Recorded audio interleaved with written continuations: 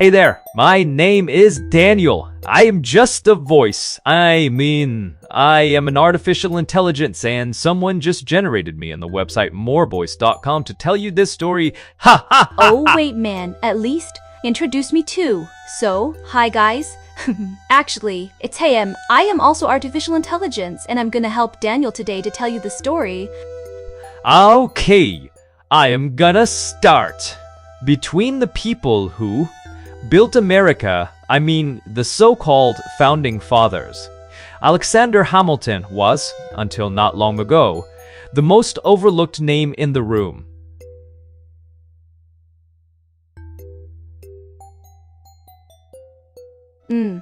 He was ambitious, high-voltage sharp, overflowing with ideas, a powerhouse with a pen and a podium, a practical politician, not a dreamy one, a man who could have ended up as America's fourth president if he hadn't been killed by the third vice president of the United States. By the way, do you know the song saying his name is Alexander Hamilton? Alexander Hamilton. My name is Alexander Hamilton. Especially after 2015, everything began to change. A musical theater production was created about him, and little by little he transformed. From an almost forgotten historical figure, he became a name on everyone's lips. Someone the younger generation suddenly knew. Someone artists talked about. Someone whose story was powerful enough to be performed inside the White House itself. It's been 220 years since Hamilton died. More precisely, 220 years since his strange death. And ever since that day, a lot has happened to him, not to his body, but to his name. Tragedy, yes. No matter how you read Hamilton's life front to back or back to front, it's tragic either way. A brutal childhood. No father, a poor household. Raised on an almost remote island. Growing up with the label illegitimate child. People called him even, how can I say? Yeah, it's crazy that people called him even a bastard. And at 11, his mother dies too. He was not a bastard. His mother's husband abandoned her without ever granting a divorce. Unable to remarry, she was branded immoral by society. And Alexander Hamilton paid the price for a sin that wasn't his. He was the first in many things. The first head of a central bank, the first secretary of the Treasury, and the first American politician whose reputation was wrecked by a romantic scandal. A scandal that badly damaged his political future. So who was this Alexander Hamilton? Hamilton was born here, the Caribbean. Today, the Caribbean might make people think of vacation, beaches, easy joy. But 250 years ago, the Caribbean was nothing like that. It was commercial territory, islands with different degrees of economic importance, an agricultural zone plantation, slavering, farming, powered by enslaved people. Alexander Hamilton starts working from childhood in the office of a major merchant. Little by little, he shows his capability, wins the merchant's trust, and at a young age, in an important trading house at the commercial heart of Britain's colonies in the New World, he becomes an accountant. Exactly there, he starts understanding finance. He meets important people and makes connections. Once Hamilton writes a report for a local newspaper, he publishes it under an assumed name. But the piece grabs attention. Soon, people discover the truth. It was written by a young accountant, a boy with no formal education. That was the beginning for Hamilton. Respected figures step forward and say it would be a waste for him to stay here. Let's raise money and send him to college. And so he leaves, to a bigger world, to the New World, to what would become the United States. He wasn't even 18. He boards a ship for the first time. He reaches New York. He enters King's College, today's Columbia University. Hey guys, did you enjoy this audiobook? You can also make your own audio with artificial intelligence. Just go to morevoice.com and make podcasts or audiobook. If we zoom out for a moment and look at the timeline, New York is still a British colony, just like the islands in the Caribbean. So are the other 13 colonies stretched along America's east coast. But by the time Hamilton arrives, the whole place is simmering. Britain has slapped on new heavy taxes. People are angry north and south. The mood is tense. A man named George Washington, then active in Virginia's colonial politics, is already one of the loud voices of protest. And another man, Thomas Jefferson, a lawyer, a writer, and a powerful landowner and slaveholder. He's furious too.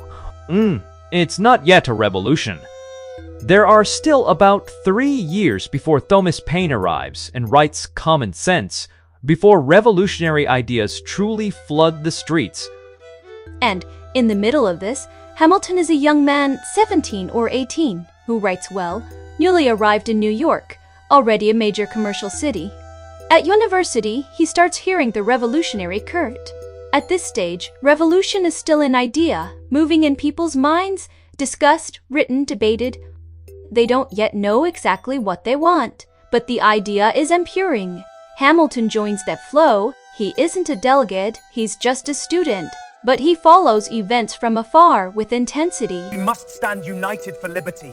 This document could change everything, our future, our rights. And he begins to write. He asks, what does it mean that someone on the other side of the world is called our king?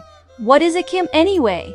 All human beings are equal. Equal in nature and origin, equal in rights and power. No one has the right to dominate another unless that power is freely given. On that time, he still doesn't say we Americans. He doesn't yet see himself as American. He says Americans did not grant that power to Britain, and when he signs these pieces, he signs a friend to American. 2 years later, the Revolutionary War begins. Just 2 years after Alexander Hamilton arrives, and in those 2, maybe 3 years, he is anything but idle. He writes 3 major texts, 2 attacking supporters of the status quo, and 1 calling on New Yorkers to join the struggle to take part in the war. Hamilton puts on a uniform. A major part of his life is forged in war. He has no military background, but he is relentless. Washington is the war leader, but leadership isn't only fighting. There's endless administrative work, staff work, correspondence, orders, reports. A man with a pen becomes essential. He gains Washington's trust. He proves competence. At some point, Washington shifts toward guerrilla warfare. A brutal winter hits. No money, low supplies. Soldiers' morale collapses. Washington loses soldiers, and not in battle, not in combat, but to cold, hunger, sickness, diarrhea, and misery. They were at the edge. Hamilton sees all this and thinks, why am I sitting here writing letters? I should be in the battlefield. That's where I can be useful. That's where I can prove myself. He tells Washington, I want to command in the field. Others tell Washington too. But Washington didn't want him on the battlefield. He stood firm no. Already have enough commanders in the field, he told him. But a mind like yours, someone who can write, negotiate, and speak in a way even France will take seriously, that is rare. So Washington held him back. Hamilton was ready to charge into war, but Washington locked the door. Keep that in mind. These years are not only war years for Hamilton. In his personal life and intellectual life, he takes big steps too. He joins elite circles. He makes an important marriage to a daughter from a wealthy, influential New York family. That marriage raises his status, at least as much as his war service did. It gives him family backing, financial support, confidence, position, and it helps him gradually step out of Washington's shadow. Anyhow, Hamilton feels Washington is holding him back. Washington throws a sharp remark. Hamilton takes it personally and resigns. He even writes that he and a grave man have reached a serious disagreement. One side of the story is real. He wants command. But Washington has different plans for him. Apart from the conflict between Alexander Hamilton and George Washington, Hamilton is already thinking far ahead. Fine. Assume we win this war. Assume we break from Britain. Then what? What does tomorrow look like? One question dominates his mind: the financial system. In a letter, he argues, the nation needs a single figure at the top to manage its affairs. It will strengthen the country and make Europe take America seriously. Even during war, he says, financial administration must be centralized. So full financial support stands behind the war, and we can win decisively. He studies Britain, France, Holland financial systems. He writes, line by line, how much liquidity they have, how much paper money, how much coin. He compares how much money exists in the colonies. Then he gives ideas. We have debts, we have obligations, we need a national bank. We need a central bank. Yes, he said, without these things, we can't. And he's saying all this while some colonies still want to become separate countries, not a united one. They're united for war, yes, a general, an army, fine. But the idea that all 13 become one, not everyone is ready for it. Hamilton is. He is ready for a united nation, for the United States. Britain's financial and banking system is already operating like this. Hamilton sees it. He sees how Britain funds its wars. And around the start of the American Revolution, Adam Smith writes The Wealth of Nations. Free markets, international trade, and part of Hamilton's economic thinking is fresh from Smith. Smith is Scottish. Hamilton has Scottish roots too, but Hamilton adapts these ideas to a young, newborn country. He says the state must step in, tariffs, protection for young industries against foreign competition, incentives to stimulate production, investment, this kind of talk. Different from Smith, but still rooted in ideas. Okay, wait. The person who generated my voice in More Voice wants me to talk about Yorktown War. Ha ha ha ha ha ha. So I have no choice. Let's talk about it. Yorktown is very important in Hamilton's life. Yorktown becomes the next turning point. The British take Yorktown. Washington's forces, with French support, move to seize the fortifications and push Britain out. And here, Hamilton's relentless insistence finally pays off. Washington makes him a commander. Washington needs someone reliable and capable. He gives the task to Hamilton, and Hamilton shines. In a surprise attack, moving bravely ahead of his soldiers, he succeeds. He lifts American morale beyond just winning an operation. They start to feel Britain can be beaten. Victory is not far anymore. That matters, because the war doesn't end with this victory. It's one battle, but it's powerful. Losing Yorktown is a massive blow for the British. For Americans, it's a major turning point. Where do we see its effect of Yorktown War in Britain? Public pressure grows so intense that the British government resigns. A new government comes in and says, "We're ready to start peace negotiations." Okay, Daniel, let me tell what happened next. After Yorktown, Hamilton seems relieved. He hangs up the uniform. He returns to life and begins studying law, waiting for the war to end and peace negotiations to conclude. He finishes his studies. He begins practicing as a lawyer. He started studying law because he understood the war was basically finished. Independence from Britain was going to happen. There's still a year left until the formal end, but the slope is already downward. Hamilton saw the war's back broken. The result was coming. There's still a year left until the formal end, but the slope is already downward. Hamilton saw the war's back broken. The result was coming. So he focuses on the day after war, on building a new country. A country where those 13 colonies, future states, unite under one central government. And in that future, he imagines a role for himself. So he trains for it. He prepares for that map, that position. That's why he studies law. That's why he starts legal work. He wants a strong central government. Since those darkest war nights, Hamilton has been the loudest voice demanding a strong, concentrated central state. His financial solutions all pass through strong government. He defends that in Congress. He writes articles to convince society. He explains, pushes, persuades. and it takes time. We sometimes forget that there are years between war ending and one united America beginning. There are 13 years between the Declaration of Independence and the Constitution. The Declaration does not create the United States. It creates a confederation, a loose alliance of states independent from Britain. 13 years later, the Constitution is signed. After war, those 13 states are not only not under Britain, each one starts speaking separately with foreign countries for trade. They fail to convince others, because nobody even knows who represents whom. Years later, they reach the Philadelphia Convention.